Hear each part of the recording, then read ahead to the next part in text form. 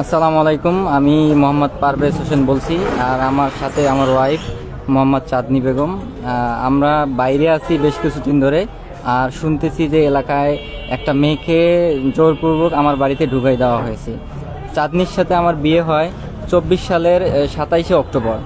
আমরা বিয়ের পরে কিছুদিন বাড়িতে থাকি, তারপর আমরা বাইরে চলে আসি।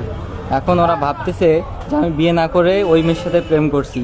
ওই মেয়ের কোনো প্রেমের ডকুমেন্ট নাই, ও কোনো প্রেমের ডকুমেন্ট দেখাতে পারে নাই। কয়েকজন সাংবাদিকের মাধ্যমে সে পোস্ট করে আমার বাড়িতে অনশন করছে।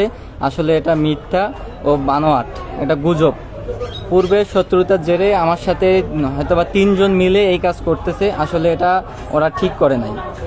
আমি লাইভে আপনাদেরকে বলতে চাই যে বা যাহারা এই কাজটা করছো তারা সতর্ক থাকো।